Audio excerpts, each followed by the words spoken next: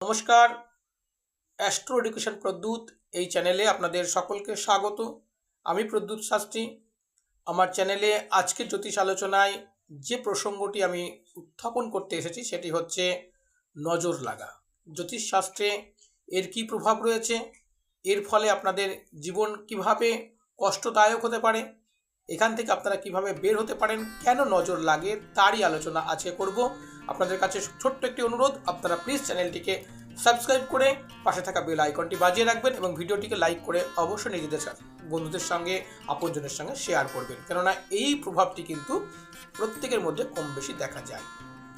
প্রথমেই বলবো যে জ্যোতিষ শাস্ত্র অনুসারে যাদের জন্মছক এবং হাতে চন্দ্রের ডিস্টার্ব থাকে, কেন চন্দ্র হচ্ছে আমাদের মনের অধিপতি এবং চন্দ্র হচ্ছে আমাদের জীবন রেখা। এই চন্দ্র ডিস্টার্ব থাকলে তাদের মধ্যে নেগেটিভ এনার্জি খুব সহজে প্রভাব বিস্তার করতে পারে এবং তাদের উপর মানুষের হিংসার কারণে কোনো বস্তু খাইয়ে বস্তু ফেলে সেই সমস্ত পরিবারগুলোর দোষ ঘটিয়ে দেয় বা পরিবারগুলোকে নষ্ট করে, ঘরের উপর নজর লাগায়, তাদের কর্মের উপর নজর লাগায়, তাদের শরীর স্বাস্থ্যের উপর নজর লাগে যায়। এর ফলে একটা পরিবারে অযথা রোগের পিছনে অর্থক্ষয়, রোগ নিবারণ হবে না, মানসিক চিন্তা দুশ্চিন্তাগ্রস্ত হয়ে পড়বেন। আপনি যে ব্যবসা যে চাকরি করতেন সেই চাকরি আপনার প্রায় যাওয়ার উপক্রম হবে বা আপনি ছেড়ে দিতে বাধ্য হবেন।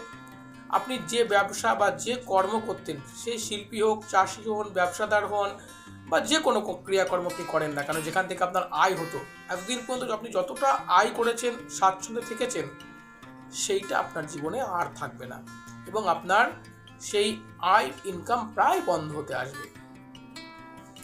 আমাদের জীবনে হঠাৎ করে এরকম কিছু ঘটে যে কোনো কারণ নেই, তার গায়ে জ্বর জ্বালা নেই, কোনো রোগ নির্ণয় করা যাচ্ছে না, কিন্তু সে রোগী হয়ে যাচ্ছে, তার রোগ সারছে না। এটি কেন হয়? আপনাদের কাছে যে অবশ্যই চ্যানেলটিকে আপনারা সাবস্ক্রাইব করুন, পাশে থাকা বেল আইকনটি আপনারা বাজিয়ে রাখুন এই ধরনের আলোচনা পাওয়ার জন্য। যেটা বলার কথা সেটা হচ্ছে যে আমাদের জীবনে বা আমাদের সমাজে কিন্তু নজর লেগে যাওয়া এই প্রসঙ্গটা কিন্তু প্রাচীনকাল থেকে বর্তমান কাল পর্যন্ত কিন্তু চলে আসছে। বাচ্চাদের ক্ষেত্রে এটা বেশি পরিমাণে ঘটে, বড়দের ক্ষেত্রেও কিন্তু এর প্রভাব থাকে। কি করে আপনারা বুঝবেন? দেখুন, যদি কোনো মানুষের নজর বা কুনজর আপনার উপর পড়ে বা কেউ যদি আপনাকে কোনো মন্ত্রতন্ত্র, কোনো বস্তু বা কোনো কিছু দিয়ে যদি ক্ষতি করে দেয়, যেটা হিংসার কারণে হয়ে থাকে, মানুষের জেলাসির কারণে যেটা হয়ে থাকে, ক্ষতি করে দেয়, তাহলে কিন্তু আপনার শরীরের উপর এবং আপনার মনের উপর বিশেষ প্রভাব পড়বে। যে কথাগুলি বললাম, রোগের কারণ নিবারণ কোনো কিছুই আপনি করতে পারবেন না, আপনি রোগী হয়ে যাবেন।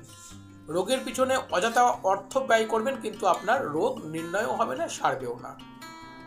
এছাড়া আপনার চিন্তাভাবনা নেগেটিভ হবে, আপনার মন মানসিকতা অস্থিরতা থাকবে, দুশ্চিন্তাগ্রস্ত হবেন এবং নিজের কাজকর্মের ফলে, নিজের ক্রিয়াকর্মের ফলে, নিজের ভুলের ফলে যদি আপনার উপর নজর দোষ হয়ে থাকে, তাহলে দেখা যাবে কি আপনার রিলেশন আপনি নিজেই নষ্ট করছেন, আপনার তৈরি করা জিনিস আপনি নিজেই নষ্ট করে ফেলছেন।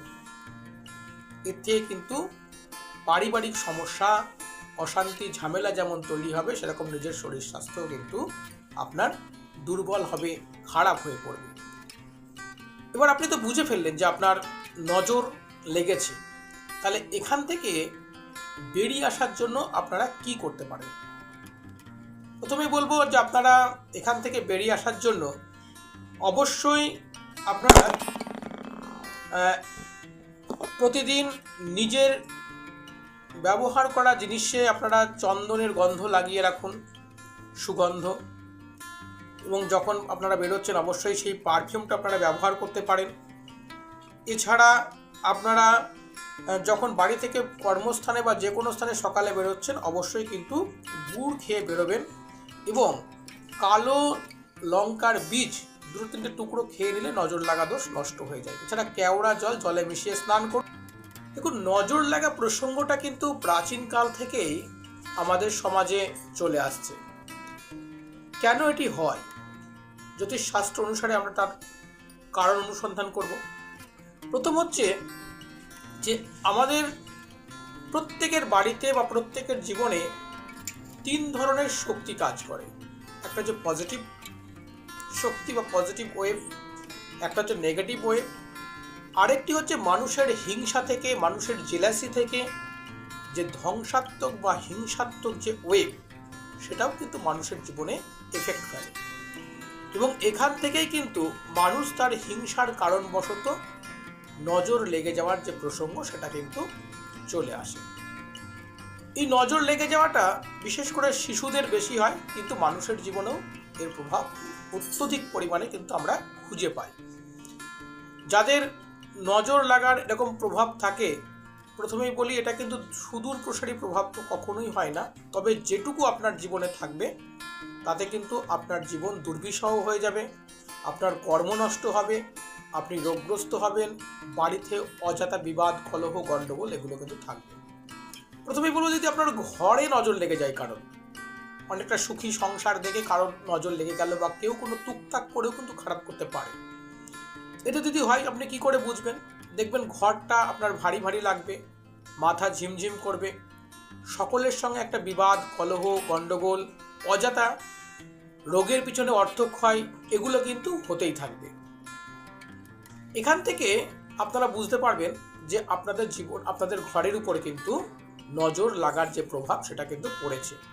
এবং এটা শুধু একজন ব্যক্তির ক্ষেত্রে নয়, প্রত্যেকের ক্ষেত্রেই ঘটবে। এবং যে পরিবারের যিনি প্রধান আয়কর্তা বা ইনকাম যিনি করেন, তার ইনকাম কিন্তু প্রচণ্ড পরিমাণে আপ অ্যান্ড ডাউন হবে। এখান থেকে বেরিয়ে আসার জন্য আপনারা কি করবেন, কি উপায় করবেন? প্রথমেই বলবো, আপনারা ঘরে কোনো পোড়া জিনিস রাখবেন না, অযথা পুরনো জিনিস রাখবেন না, সকল কিছু পরিষ্কার পরিচ্ছন্ন করে ফেলুন। এবং প্রতিদিন সন্ধ্যাবেলায় আপনারা একটা ঘিয়ের প্রদীপ বা তিলের প্রদীপ ঠাকুরের স্থানে জ্বালান। বাড়ি থেকে যখন বেরোবেন অবশ্যই সকালবেলায় গুড় খেয়ে আপনারা বেরোন। এছাড়া সকলে মিলে সন্ধ্যাবেলায় ভগবানের নাম, কীর্তন, গুণগান বা শাস্ত্রপাঠ করুন। দেখুন এখান থেকেও লাভ পাবেন। আপনারা যদি চান আপনার জীবনের সমস্যা জ্যোতিষবিদ্যার মধ্যে দিয়ে সমাধান করবেন, তাহলে আজ যোগাযোগ করতে পারেন আমাদের সাথে এই ফোন নাম্বারে।